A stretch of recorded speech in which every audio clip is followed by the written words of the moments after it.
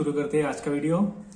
तो आज हम देखेंगे कुछ प्रॉब्लम्स है जो एप्लीकेशन ऑफ मैट्रिसेस के ऊपर है। मतलब तो हम पढ़ेंगे प्रॉब्लम पहले, फिर देखेंगे कैसे इसको मैट्रिक्स के फॉर्म से ये सॉल्व कर सकते हैं। ठीक है, तो क्वेश्चन क्या पूछा है, सबसे पहले क्वेश्चन पढ़ लेते हैं हम। The cost of 2 books and 6 notebooks is ₹34 and the cost of 3 books and 4 notebooks is ₹31.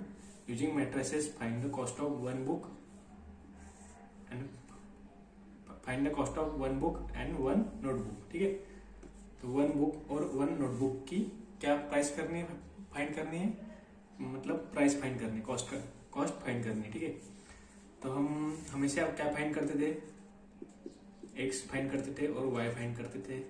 ठीक है, तो हम क्या लिख सकते हैं, कॉस्ट ऑफ 1 book और 1 notebook को क्या लिख सकते हैं, एक्स लिख सकते हैं, क्योंकि देखो cost of 2 books and 6 notebooks, तो 2 बुक्स की कॉस्ट अपने एक्स रखी, मतलब एक बुक की कॉस्ट एक्स रखी, तो इसको हम 2x लिख सकते हैं। और नोटबुक की कॉस्ट हमने y रखी, तो हम इसको 6y लिख सकते हैं। और इस कितनी 34 है, तो इसको इक्वल टू के मतलब इक्वेशन से ऐसे लिख सकते हैं ना। ठीक है, तो हम देखते हैं अभी। तो हमें कंसिडर क्या करना पड़ेगा, कुछ ना कुछ तो कंसिडर करना पड़ेगा ना हमको मैट्रिक्स के फॉर्म में, मतलब इक्वेशन लिखना पड़ेगा पहले, लीनियर इक्वेशन।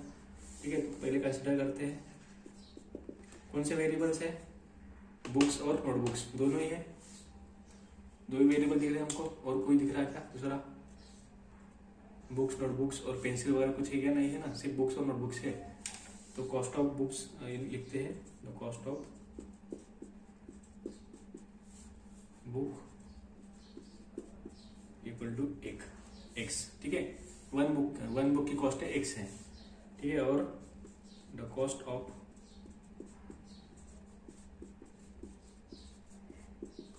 नोटबुक ये लिखते हैं वाई। ठीक है, क्योंकि बुक्स और नोटबुक से थे हमने एक्स वाई लिया, और 3 चीजें होती थी, एक्स वाई और जेड लेना पड़ता था, मतलब दूसरा कुछ था उसकी भी कॉस्ट लिखनी पड़ती थी। और फाइंड में हमें वही करना है, हमेशा हम एक्स और वाई फाइंड करते हैं, तो उसको एक्स और वाई आप कोई खुद भी ले सकते हैं, आप ए भी ले सकते हो, A to Z कोई भी नंबर ले सकते हैं, पर हमेशा एक्स वाई लेते हैं, हम एक्स वाई लेंगे। ठीक है, तो फर्स्ट कंडीशन क्या बोल रही है, देखो अभी क्वेश्चन पढ़ो। द कॉस्ट ऑफ 2 बुक्स, ठीक है, बुक्स की एक बुक की कीमत है एक्स, तो क्या बोल रहे हो 2 बुक्स मतलब ट्वाइस एक्स हो गया। एंड 6 नोटबुक्स, तो 6 नोटबुक की एक नोटबुक की कीमत है वाई, तो 6y क्या हो रहा है, इज ₹34। इज मतलब इक्वल टू का साइन देना है हमेशा, और 34। ठीक है, तो ये हो गया इक्वेशन 1, हमको इक्वेशन 1 मिल गई। वैसे अभी क्या बोला है, यहाँ तक हो गया हमारा। कॉस्ट ऑफ 3 बुक्स मतलब 3x plus and 4 notebooks, 4 notebook की कीमत मतलब कॉस्ट कितनी है y। ठीक है, इज बोला होगा, इज ₹31, इज मतलब इक्वल टू इज 31। तो हमें मिल गई 2 इक्वेशन, अभी 2 इक्वेशन मिल गई। अभी फाइंड क्या करना है, find the cost of 1 book and 1 notebook. 1 book मतलब x और y की वैल्यू फाइंड करनी है। अगर ऐसी इक्वेशन मिलती है लीनियर इक्वेशंस, और हमें एक्स और वाई की वैल्यू फाइंड करनी पड़ती है, तो आपको पता है कौन सी भी मेथड ऑफ इन्वर्जन है, या फिर मेथड ऑफ कौन सी मेथड है, मेथड ऑफ इन्वर्जन, या फिर मेथड ऑफ रिडक्शन। ठीक है, ये पहली मेथड है, ये मेथड है। कौन सी मेथड इजी लगती है आपको, ये लगती होगी तो आप एक सॉल्व करो या फिर ये सॉल्व करो। मेथड ऑफ रिडक्शन से एक्स और वाई की वैल्यू फाइंड कर सकते हैं हम, तो मुझे तो इजी लगती है रिडक्शन वाली, तो मैं रिडक्शन से सॉल्व करता हूँ। आपको अगर मेथड ऑफ इन्वर्जन इजी लगती है तो आप वो कर सकते हैं। ठीक है, तो हम भाई मेथड ऑफ इन्वर्जन मतलब मेथड ऑफ रिडक्शन से सॉल्व करेंगे इन दोनों इक्वेशन को। ठीक है, तो 2 इक्वेशन मैट्रिक्स फॉर्म में कैसे लिख सकते हैं, लिखते हैं मैट्रिक्स फॉर्म में। ठीक है, तो 2 है यहाँ पे x का, और यहाँ पे 6 है, यहाँ पे 3 है x का, यहाँ पे y का 4 है। ठीक है, ये हो गई A मैट्रिक्स, और इधर क्या आता है, अननोन मैट्रिक्स आता है XY, और इस साइड में आता है मैट्रिक्स B। मैट्रिक्स B की वैल्यू है 34 और इधर 31। ठीक है, ये आपको समझ में नहीं आया तो आप लास्ट वीडियो देख सकते हैं एप्लीकेशन ऑफ मैट्रिसेस वाला, उसमें मैंने मेथड ऑफ रिडक्शन समझाई है अच्छे से, तो आपको ये जल्दी समझ जाएगा। ठीक है, तो अभी मेथड ऑफ रिडक्शन में क्या करते हैं, ठीक है, ये कौन से फॉर्म में, that is ax equal to b। ठीक है, ax इक्वल टू b है, ये फॉर्म में है। तो मेथड ऑफ रिडक्शन में क्या करते हैं, इंटरप्रिटेशन में क्या करते हैं, ए को क्या बनाते हैं, लोअर ट्रायंगुलर मैट्रिक्स बनाते हैं लोअर ट्रायंगुलर मैट्रिक्स। ठीक है, अभी ए को लोअर ट्रायंगुलर करना है तो इसका डायगोनल कौन सा है, ये है लोअर ट्रायंगुलर, मतलब डायगोनल के सॉरी अपर ट्रायंगुलर करते हैं। ठीक है, लोअर भी कर सकते हैं हम, ऐसा कुछ नहीं है, लोअर या अपर, पर हम हमेशा अपर ही करते हैं तो अपर ही करेंगे। तो ठीक है, इसको अपर ट्रायंगुलर मैट्रिक्स बनाने के लिए क्या करना पड़ता है कि डायगोनल के नीचे के एलिमेंट्स जो भी है उसको 0 बनाना पड़ता है। तो ये 3 जो है इसको क्या बनाएंगे हम, 0 बनाएंगे। ठीक है, 3 को 0 बनाने के लिए क्या कर सकते हैं, 3 में से 3 माइनस करना पड़ेगा। ठीक है, तो अभी सब 3 को 0 बनाएंगे। ठीक है, अभी कंसिडर करो ये 3 है, इसको 0 बनाना है, 3 है, 3 माइनस कितना करना पड़ेगा, 3 करना पड़ेगा तब 0 होगा, करना पड़ेगा। ठीक है, ये 3 तो हमारे पास यहाँ पे है, ये 3 पर यहाँ पे तो 2 है। ठीक है, तो हम R1 का 2 लिख देते हैं। ठीक है, तो ये 2 और ये 2 कैंसिल करना पड़ेगा, तभी तो हमको 3 माइनस 3 मिलेगा ना, तो 3/2 लिखते हैं। ठीक है, ये 3 2 कैंसिल हो गया, 3 माइनस 3 0 हो गया। ठीक है, लिख सकते हैं हम। ठीक है, हम ऐसा क्यों कर रहे हैं, यहाँ पे अगर 1 होता तो हम डायरेक्ट 3 माइनस ऐसे लिख सकते थे ना, रो 1 माइनस रो 1 चेंज किस में आ रहा था, रो 2 में। ठीक है, पहले आपको बता देता हूँ, हमको रो ट्रांसफॉर्मेशन करनी है, ये रो 1 है, ये रो 2 है। ठीक, तो हमें रो 2 को 0 बनाना है, तो रो 2 की वैल्यू कितनी, 3 है, तो रो 2 माइनस अगर थ्राइस R1 हम ऐसे लिखते हैं, अगर इसकी वैल्यू 1 होती पर इसकी वैल्यू तो अभी 2 है, हमें थोड़ा लॉजिक लगाना पड़ेगा, थोड़ा सा लॉजिक। ठीक है, थोड़ा सा लॉजिक कैसे लगेंगे। ठीक है, हमारी रो 2 की वैल्यू कितनी है, 3 है। ठीक है, वैसे ही रो 1 की वैल्यू कितनी है हमारी, 2 है। ठीक है, तो हमें 3 माइनस 3 चाहिए, तो इस 2 को कैंसिल करने के लिए हमको 2 को निकालना पड़ेगा, 3/2 2 कैंसिल हुआ तो 3 माइनस 3 0 मिल जाएगा। ठीक है, तो हमारे पास रो 1 यहाँ पे से कौन सा है, 2 है, तो हम क्या लिख सकते हैं, इसको लॉजिक क्या लगा सकते हैं हम, लॉजिक ऐसे लगा सकते हैं कि R2 change R2 minus 3/2 R1। ठीक है, अगर R1 की वैल्यू इधर 2 लिख दे, 2 कैंसिल होगा, इसकी 3 माइनस 3 0 मिल जाएगा। ठीक है, तो ये लॉजिक है, आपको लगाना पड़ेगा, आपको प्रैक्टिस से आएगा, आप प्रैक्टिस करो ऐसे टाइप के एग्जांपल्स, आपको समझ जाएगा। ठीक है, तो हम लिखते हैं चेंज इन रो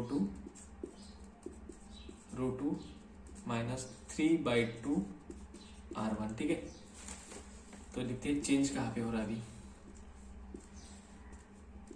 बस एक ही स्टेप के ऊपर आंसर है, ये स्टेप आ गई, आंसर निकल गया आपका। ठीक है, तो चेंज किस में हो रहा है, रो 2 में हो रहा है, तो रो 1 सेम टू सेम रहेगा, और अननोन मैट्रिक्स हमेशा सेम रहता है, और इधर 34 है। ठीक है, तो चेंज रो 2 में क्या आ रहा है। ठीक है, ठीक है, रो 2 की वैल्यू है 3 माइनस 3/2 और रो 1 की वैल्यू है 2 कैंसिल, इधर मिल गया 0 हमको। ठीक है, सेकंड एलिमेंट के लिए देखते हैं, इसके लिए दोनों के लिए। ठीक है, रो 2 की वैल्यू है 4, इसमें से रो 2 की वैल्यू 4 है माइनस 3/2 और रो 1 की वैल्यू है 6। ठीक है, 2 इधर 6। ठीक है, 4 माइनस 3 3 9, तो इधर आ गया -5, इधर आंसर आ गया -5। सिमिलरली इन दोनों को ऐसे करना पड़ेगा, तो रो 2 की वैल्यू है 31 माइनस 3/2 और रो 1 की वैल्यू है 34, 2 इंटू 17 34 होता है, 31 माइनस 17 इंटू 3 51, इधर आंसर आएगा -20, इधर लिखेंगे हम -20। ठीक है, समझ में आ गया कैसे आ रही है, आप प्रैक्टिस करो, प्रैक्टिस के साथ आपको आ जाएगा, इधर आएगा -20। थोड़ा बड़ा लिख देता हूँ मैं आपको समझने के लिए।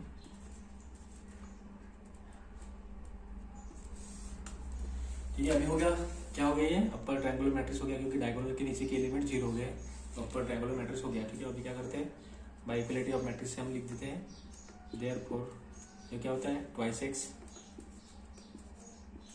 Plus 6y equal to 34, equation हो गई, थर्ड इक्वेशन हो गई ये वाली, और ये क्या हो गया, 0 1 से 0 कुछ नहीं आएगा, और 5y minus 5y equal to -20। ठीक है, तो हम मिटा देते हैं, यहाँ लिखेंगे हम आंसर, इसका आंसर लिखेंगे यहाँ पे,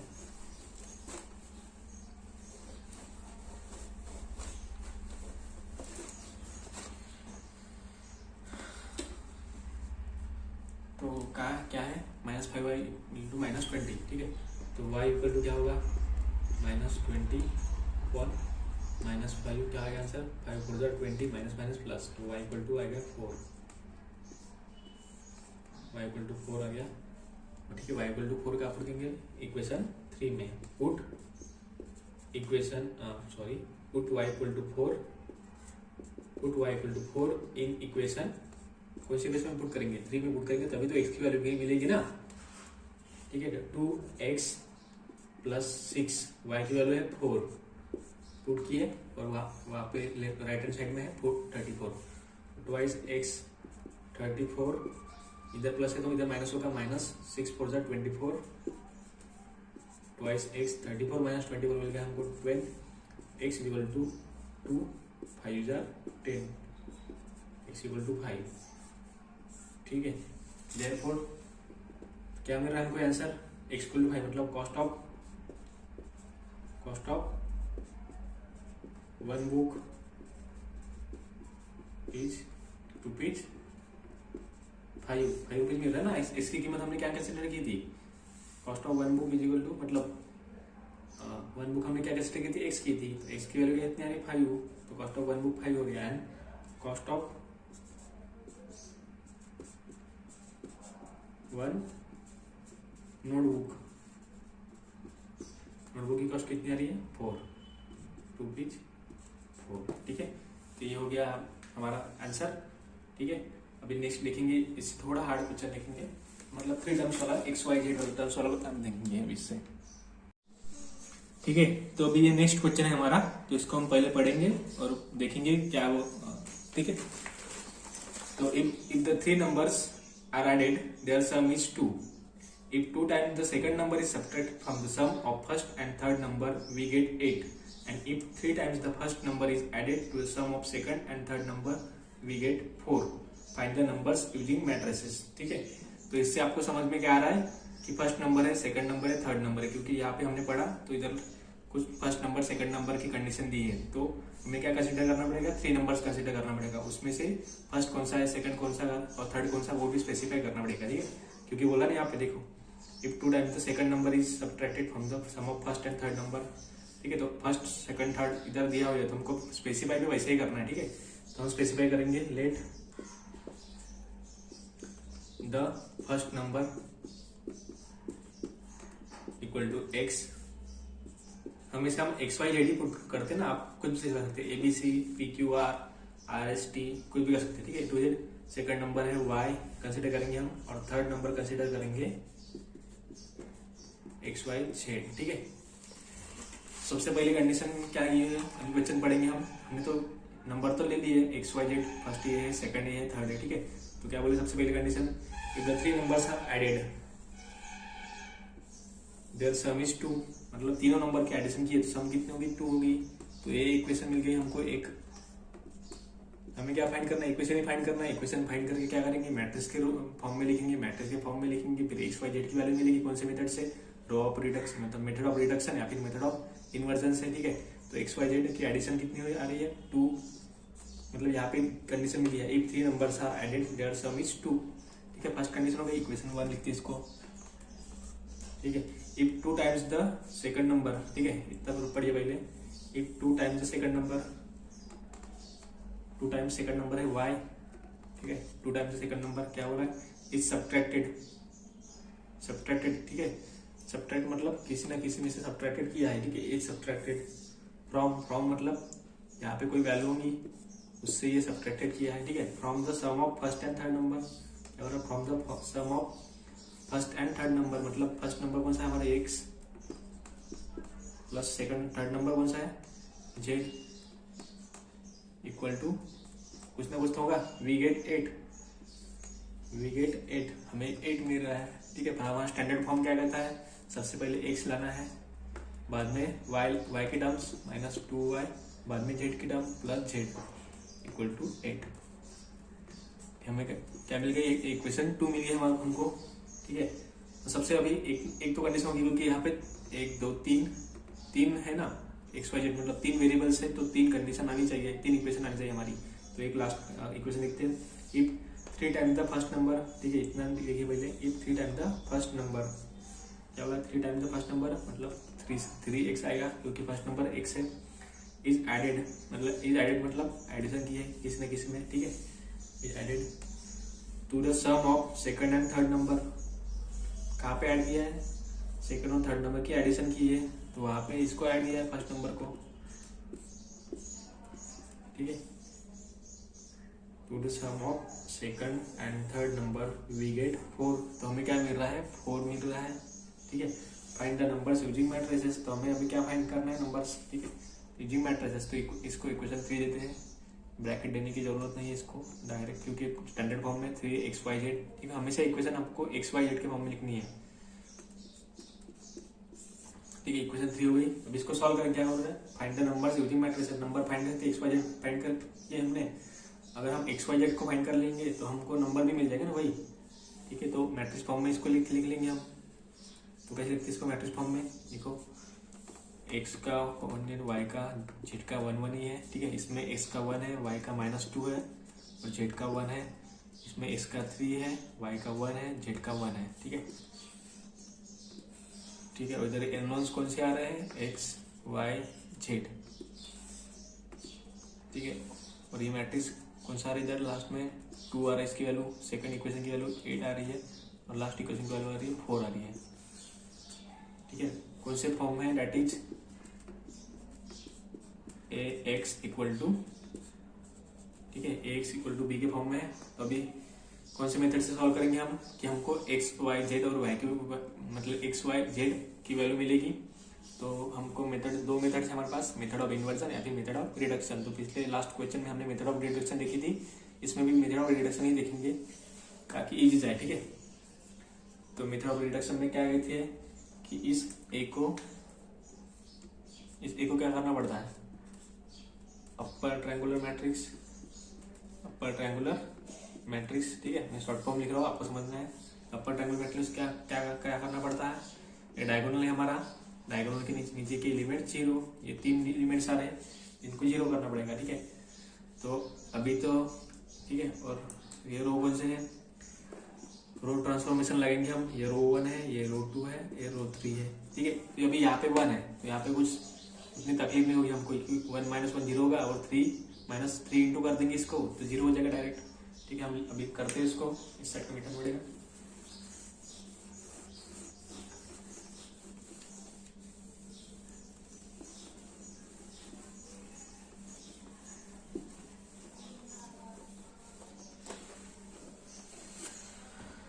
ठीक है, तो अभी करने के लिए 2 कंडीशन लगा हुए, पहले इन दोनों को देखते हैं, बाद में इसका लिखेंगे, ठीक है, क्योंकि ये दोनों मेन रहते हैं अपने, मतलब इनको डायरेक्ट कर सकते हैं, इसको बाद में देखेंगे इसका क्या होता है, ठीक है। पहले तो रो 2 में चेंज आ रहा है हमारा, रो 2 में चेंज क्या आ रहा है, रो 2 माइनस कितना, रो 1 करना पड़ेगा, इधर 1 है, तो रो 2 माइनस डायरेक्ट रो 1 ही करना पड़ेगा ताकि 0 मिल जाएगा, ठीक है।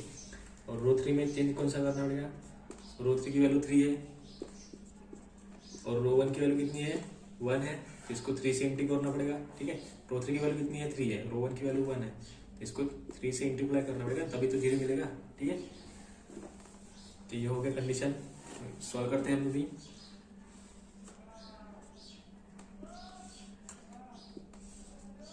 चेंज किस में हो रहा है, रो 2 और रो 3 में चेंज हो रहा है, तो रो 1 सेम टू सेम लिख दो, और अननोन मैट्रिक्स तो सेम ही रहता है, एक्स वाई जेड, और कौन सा मैट्रिक्स में सेम रहेगा, 1, क्योंकि रो 2 और रो 3 में चेंज हो रहा है, तो सेम कौन सा रहेगा, रो 1 1 1 1 और इधर 2, ठीक है। तो रो 2 में चेंज क्या हो रहा है, R2 - R1 मतलब 1 - 1 0, -2 -1 इधर -3, 1 - 1 0, इधर 8 - 2 6, ठीक है। समझ में आ गया आपको। फिर लिखते हैं रो 3 के लिए, रो 3 और रो 1 को सिलेक्ट करना है, दोनों को, ठीक है, दोनों को सिलेक्ट कर लिए। तो रो 3 माइनस रो 1, तो 3 माइनस, ठीक है, इधर हम लिखते हैं रो 3 -3 R1, एक की वैल्यू लिखेंगे। रो 3 की वैल्यू है 3, -3 इंटू रो 1 की वैल्यू 1, ठीक है, 3 - 3 0, ये 0 हो गया हमारा। इसके बाद में ये 1 1 है, तो रो 3 की वैल्यू 1 है, और 3 इंटू रो 1 की वैल्यू 3, 1 - 3 -2, ठीक है। उसके बाद थर्ड के लिए इधर भी 1 1 ही है, इधर 1 1 है, इधर क्या आएगा रो 3 की वैल्यू 1 -3 इंटू रो 1 की वैल्यू 1 -3 -2 -2 आएगा, सेम टू सेम। अभी लास्ट रहेगा बाकी ये वाला मैट्रिक्स बी में, तो क्या है इधर रो 3 की वैल्यू 4 है, -3 इंटू रो 1 की वैल्यू है 2, 4 - 6 कितना आएगा 4 - 6 आता है -2। ठीक है, तो ठीक है अभी ये तो नहीं हुआ, ठीक है ये नहीं हुआ, पर आपको याद रखना है यहाँ पे 2 जीरो मिले इक्वेशन में और यहाँ पे 1 जीरो मिल गया। ठीक है, आपको अपर ट्रायंगुलर मैट्रिक्स करने की भी जरूरत नहीं है। ठीक है, इसमें 1 जीरो मिल गया, इसमें 2 जीरो मिल गया। ठीक है, तो आप मतलब डायरेक्ट भी इक्वलिटी ऑफ मैट्रिसेस से कर सकते हो या फिर आप अपर ट्रायंगुलर मैट्रिक्स में भी कर सकते हो। ठीक है, तो आपको डायरेक्ट करना है। ठीक है, यहाँ पे 2 जीरो मिले, अगर 3 इंटू वाई इक्वल टू 6 मिल रहा है ना, क्योंकि एक्स और जेड का डॉट जीरो है, तो डायरेक्ट वाई की वैल्यू मिल रही है, वाई की वैल्यू फिर यहाँ पे पुट करेंगे हम, तो इसमें जेड मिलेगा, बाद में एक्स वाई जेड तो इधर ही है। ठीक है, समझ में आ गया ना आपको। अपर ट्रायंगुलर मैट्रिक्स करने की जरूरत नहीं, आपको 2 जीरो मिल जाते हैं एक रो में और एक रो में 1 जीरो मिल जाता है, तो आपको डायरेक्ट आंसर आ सकता है। ठीक है, बाय इक्वलिटी ऑफ मैट्रिसेस। तो आप मत करिए, आप डायरेक्ट लिखिए। ठीक है, देयरफॉर क्योंकि क्यों नहीं कर रहे हम, क्योंकि देखो यहाँ से -3 इंटू क्या आएगा वाई का, क्योंकि सेकंड टर्म है, इक्वल टू कितना आएगा 6 आएगा, तो वाई की वैल्यू मिल जाएगी हमको। वैसे फिर वाई की वैल्यू इधर इसकी इक्वेशन क्या लिखेगी -2y -2z इक्वल टू -2, तो वाई की वैल्यू हमारे को यहाँ इस इक्वेशन से मिल गई थी, तो वाई की वैल्यू हम इस इक्वेशन में पुट करेंगे तो हमको जेड की वैल्यू मिल जाएगी। ठीक है, वाई और जेड मिल गया, तो फिर एक्स की पुट करेंगे हम, एक्स में मतलब इसमें पुट करेंगे x plus Y plus Z equal to क्या आ रहा है 2 आ रहा है, तो हमको कौन सी वैल्यू मिलेगी एक्स की वैल्यू मिल जाएगी। ठीक है, तो वो करने की भी जरूरत नहीं है, बस हम स्टेप्स लेते हैं अपर ट्रायंगुलर मैट्रिक्स। अगर स्टेप्स करते करते कोई भी दो रो में मतलब कोई भी एक रो में 2 जीरो मिल रहे हैं और कोई भी दूसरे रो में 1 जीरो मिल रहा है, तो हम डायरेक्ट लिखेंगे। ठीक है, तो इससे क्या मिल रहा है हमको, ये वाली इससे x plus Y plus Z, तीनों का 1 1 1 का कोएफिशिएंट इक्वल टू 2। ये इक्वेशन ये है 4। सेकंड इक्वेशन क्या मिल रहा है -3 इंटू वाई इक्वल टू क्या मिल रहा है 6, इक्वेशन 5। इधर क्या मिल रहा है 0 तो x का, इधर y का -2y -2z इक्वल टू क्या मिल रहा है -2 मिल रहा है, इक्वेशन नंबर 6 हो गई।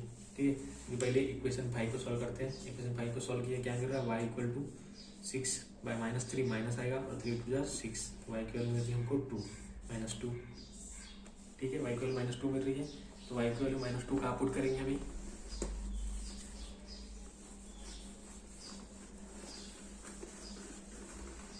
y की वैल्यू -2 कहाँ पुट करेंगे, इक्वेशन 6 में put y equal to -2 in equation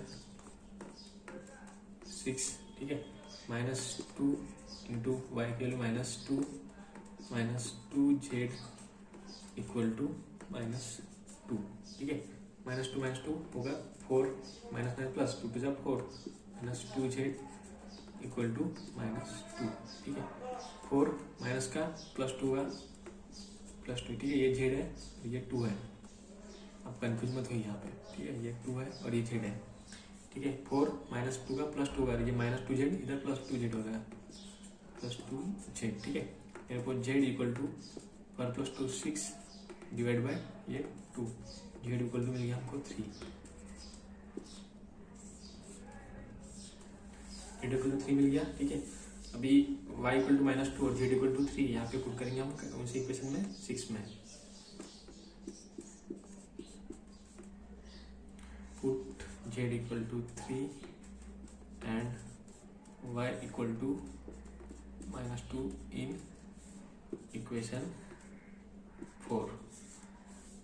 equation 4 क्या है, x y की वैल्यू है -2 प्लस z है, z की वैल्यू +3 इक्वल टू क्या मिल रहा है 2 मिल रहा है। ठीक है, एक्स की वैल्यू हमको क्या मिल रही है, इसकी वैल्यू हमको क्या मिल रही है, इस इक्वेशन से इस इक्वेशन मिल रही है हमको एक्स की वैल्यू 1 मिल रही है। ठीक है, देखिए -2 + 3 -2 1। ठीक है, +1 मिल रहा है, +1 इधर -1 होगा, 2 - 1 1, तो एक्स की वैल्यू मिल रही है 1। ठीक है, तो फर्स्ट नंबर कौन सा मिल रहा है हमको, फर्स्ट नंबर है 1, सेकंड नंबर है 3 और सेकंड नंबर -2, थर्ड नंबर है 3। ठीक है, आपको वैसे लिखना है कि फर्स्ट नंबर कौन सा है, x equal to 1, second number है -2 और थर्ड नंबर है 3। अगर आपको चेक भी करना है तो आप इस इक्वेशन में पुट करके देखिए कि आंसर -2 आता है, ठीक है। x की वैल्यू कितनी आ रही है हमारी 1, y की वैल्यू -2 आ रही है और z की वैल्यू कितनी आ रही है 3 आ रही है। इतना आता देखते हैं, 3 + 1 4, 4 - 2 2 आ रहा है 2, तो हमारा आंसर बराबर है, ठीक है। आपको आप ऐसे भी चेक कर सकते हैं ऐसे प्रॉब्लम्स। अगर आपको देखना है कि आंसर हमारा बराबर आया कि नहीं आया तो आप इसको एक्स वाई जेड की वैल्यू पुट करके देखिए, कोई भी इक्वेशन में जो हमारी 3 इक्वेशन मिली थी ना, मतलब हमने देखी थी, कोई भी इक्वेशन में पुट करके देखो उसकी वैल्यू इक्वल टू आई रही है तो आपका आंसर बराबर है, ठीक है। तो हमारा ये चैप्टर खत्म हो गया मैट्रिसेस। इसके बाद हम चैप्टर देखेंगे वेक्टर्स देखेंगे हम इसके बाद, ठीक है। नेक्स्ट वीडियो में मिलते हैं हम, ठीक है। तब तक के लिए बाय।